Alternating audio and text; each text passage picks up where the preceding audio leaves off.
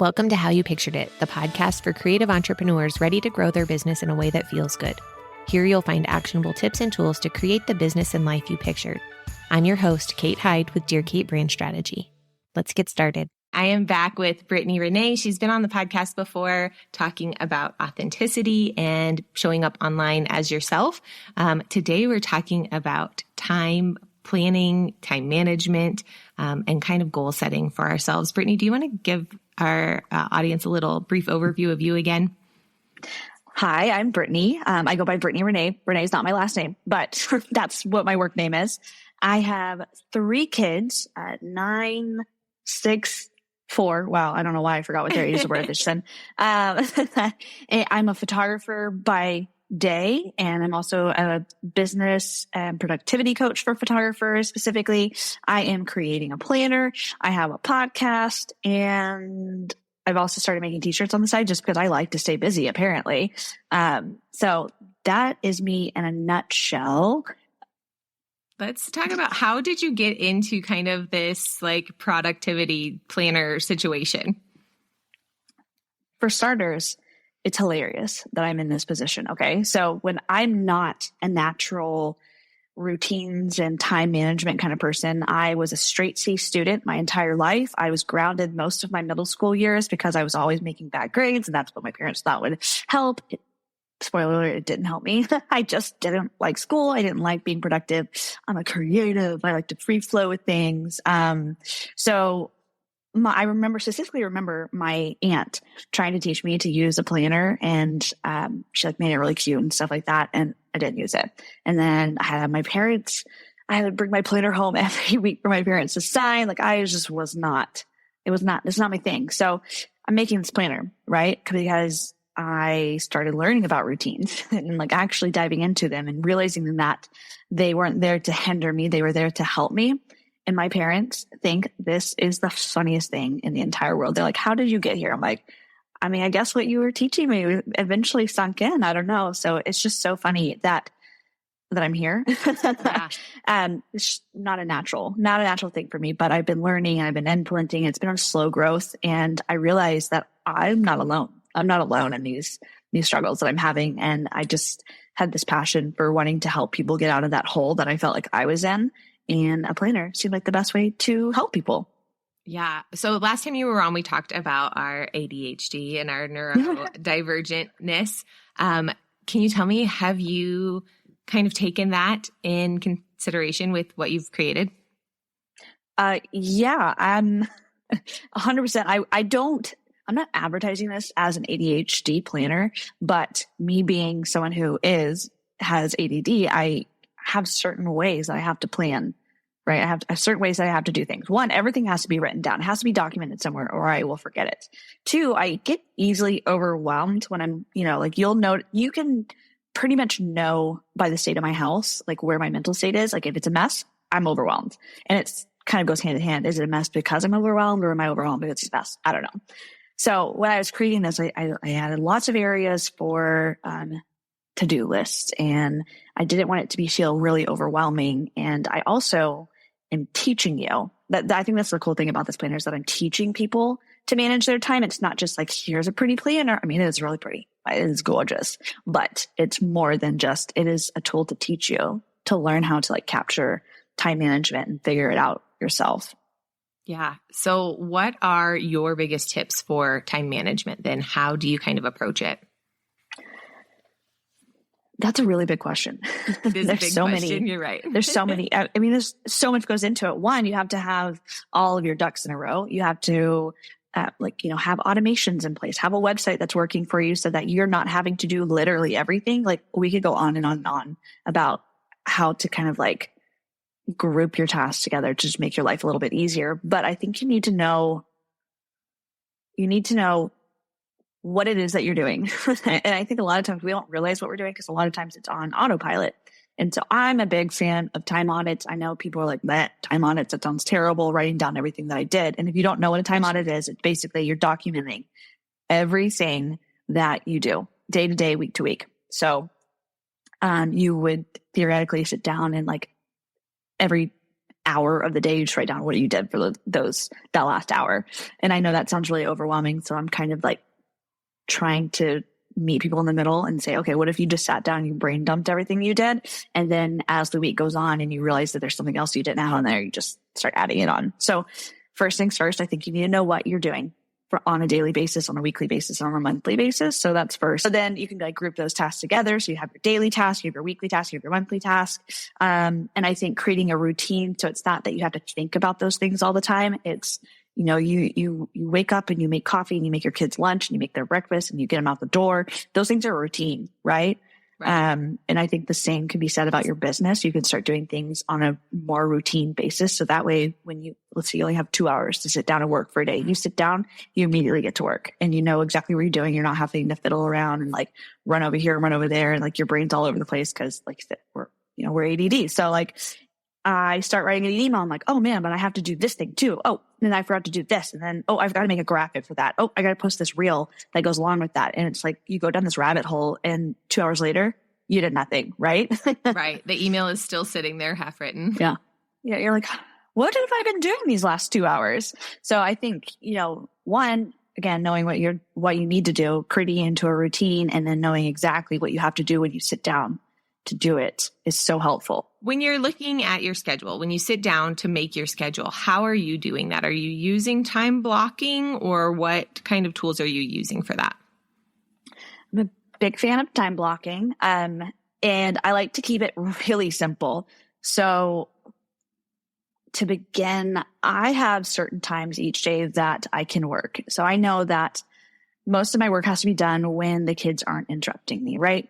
So my daughter, she's 4, she's in preschool only 3 days a week. So I have Monday, Tuesday, Wednesday from 9:30ish to 1 to get work done. And then I can also do Monday through Friday when the kids get home from school. They like to go play or watch TV or just something that's like, they're on their own. They're not needing much from me because I've taught them to open their own snacks and do their own things, which is a whole nother thing. Teaching your kids to be a little bit independent is great. So I know from 3 to 4, I can sit down and I can do a little bit of work with minimal interruptions. They're going to come talk to me, but that's fine. So I time block when I know I can get work done, right? And then I also time block when we have family time every night, Monday through Friday. It is from like 4 to 8 is family time. It's dinner time. It's get ready for the next day, cleaning up the house, sports, so many sports, all the things that have to do with family. And then from 8 to bedtime, that's my nighttime routine. And the weekends, it's pretty much just family stuff and a couple of sessions here and there. And the mornings, same thing. I have a morning routine. So I don't get too persnickety with what my time blocks look like. It's just like, okay, this is my weekly time block.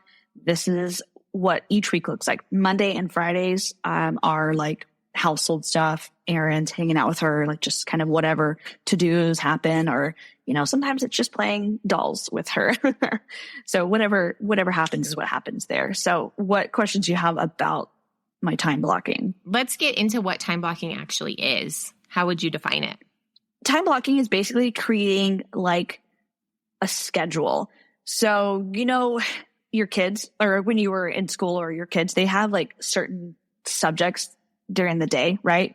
Yeah. Or, let's say you're an elementary school teacher and like during this time you have math curriculum that you have to do. And during this time you have, the library PE stuff right there. And then they have the reading curriculum. So it's not necessarily saying what you're doing during those times. It's like, this is set aside for a specific event in your life or at school. So, this time is set aside for work. This time is set aside for family. This time is set aside for myself. And this time is set aside for sleep. It's basically like budgeting your time in a way.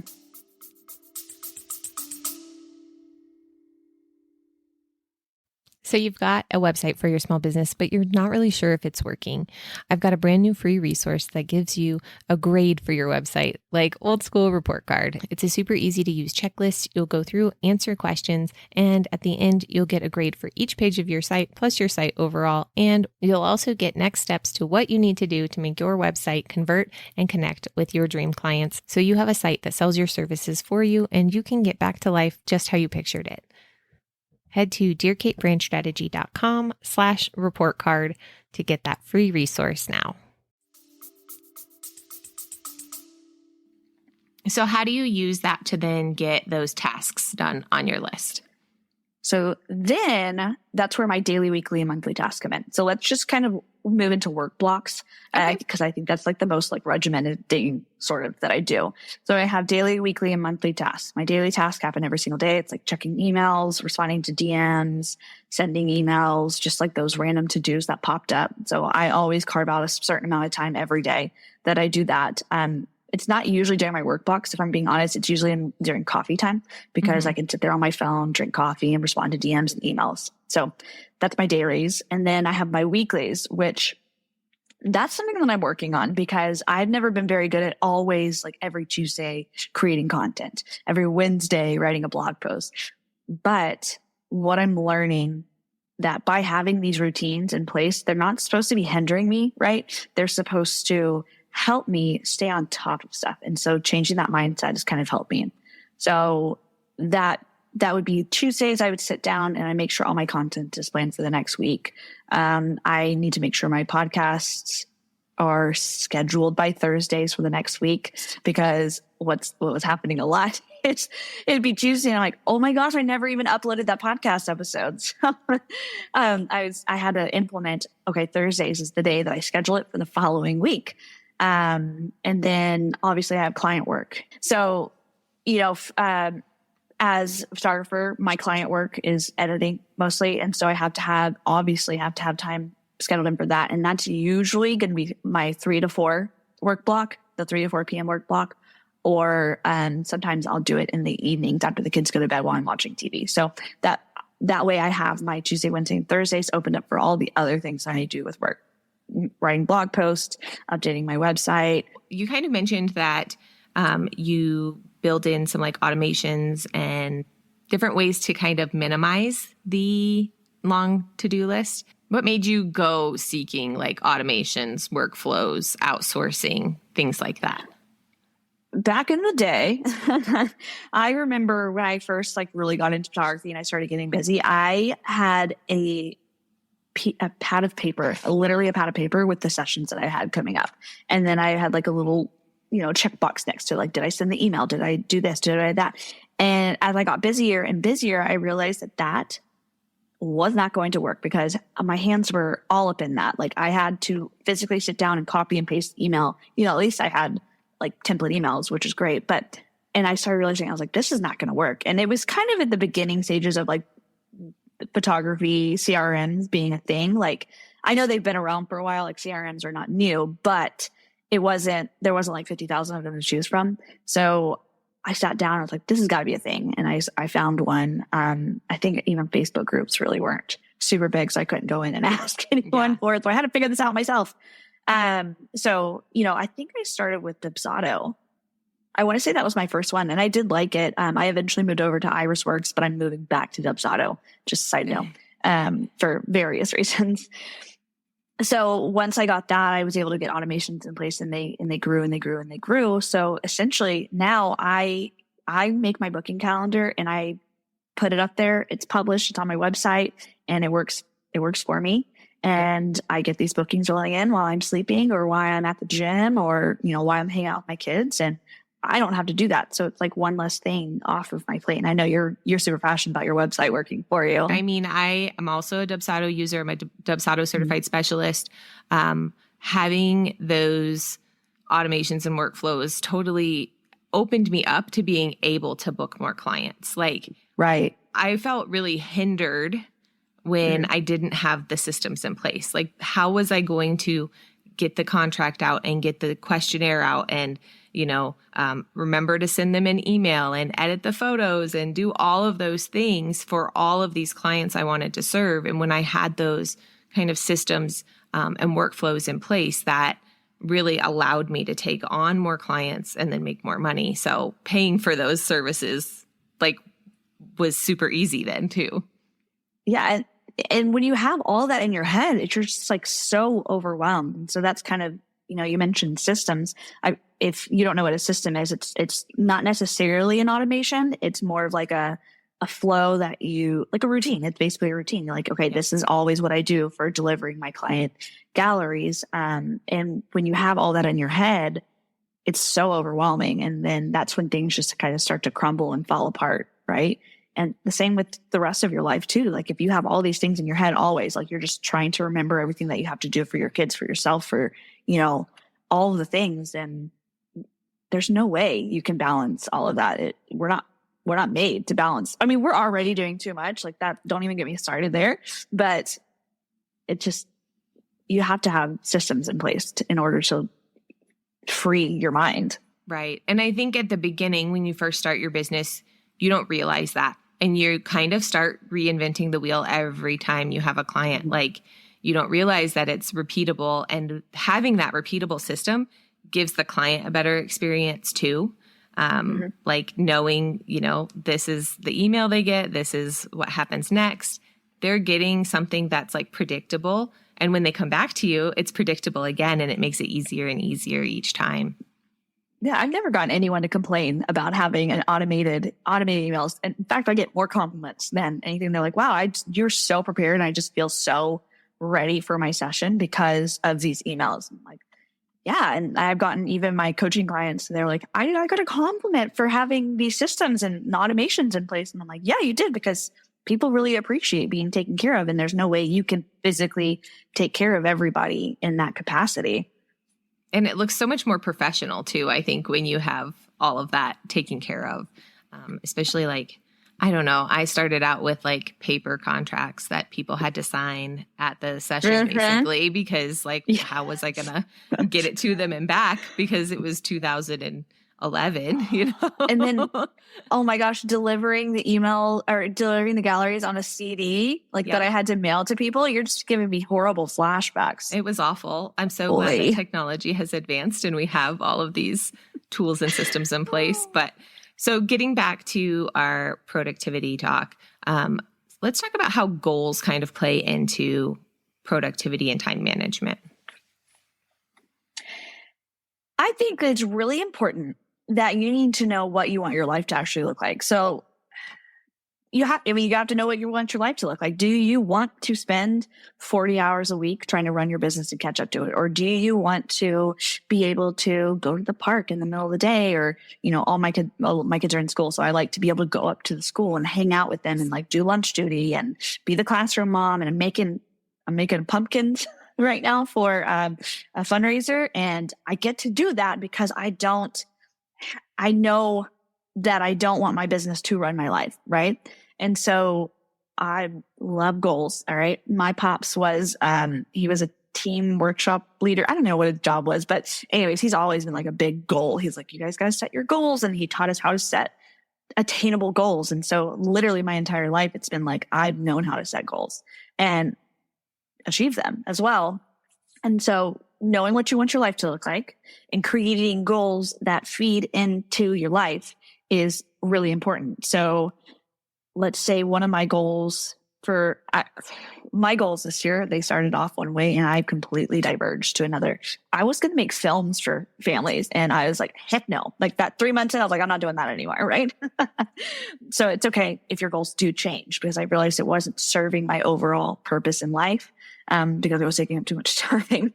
So my goal is to minimize how much I'm working. Right. Okay. So that's one of my goals. And then taking that goal and breaking into actionable steps, or, a SMART goal. It needs to be time sensitive, measurable and all that. So, and then breaking it down into steps. So what does that look like for me? It looks like creating boundaries around my work. It looks like automating whatever I can automate. It looks like getting better at routines in my job, my work. So that way I don't spend so much time working outside of my work blocks. Right. So really, like, for goals, we're talking first of like overall, what's your vision of success and what your lifestyle looks like, and then breaking that down into like actual, like maybe financial goals, or maybe, like more specific goals for your business or your life or where you want to go. Yeah, I'm pulling out the planner right now because you just made me remember something. Okay, so I have this section in the planner, right? It starts off, there's a whole goal setting section, and it goes to teaches you how to set goals if you've never set a goal before. It talks about SMART goals. As a section about dreaming your life up. Like you said, I asked you questions, consider what's most important in your life. At the end of the day, how do you want people to view you and your actions? If you can only accomplish one thing in your life, what would it be? So just things for you to dream up about your life. And then just start brainstorming, like, what do I want my life to look like? And then it goes into goals for the year. I have 8 sections for you to set goals for your life. You got physical, mental, spiritual, social, family, financial, career, and hobbies, right? So one of my personal goals this year was to do more DIY projects. And because I don't want my life to only be about work, I want there to be some enjoyment in it. And so I love DIY projects. And so I set a goal to do 1 DIY project a month this year. And I've done a few. I forgot about it for a little bit. Like I said, my goals got super derailed and things got a little crazy, but that's okay. This is only for you. It's not for anybody else. But these goals that you set for yourself should add, a well-balanced life for yourself. I think last year I set a goal of making $100,000 in my photography business, and I did it, and it was awesome. And then I was like, okay, that didn't satisfy me like I thought it was going to. And so I completely shifted everything this year, and I was like, it's not necessarily about the money that I'm making. It's about how I feel, and just doing less. Honestly, doing less was a big goal for me this year. I was recently at something where we were talking about, the other ladies were talking about being exposed to wealth and these big fancy houses and all of these things, and then feeling aspirational towards that. And I was sitting there thinking, yeah, I mean, it would be nice to have a big house maybe, but then somebody has to clean it. And, are you ever even really there because you're working so much to afford the big house?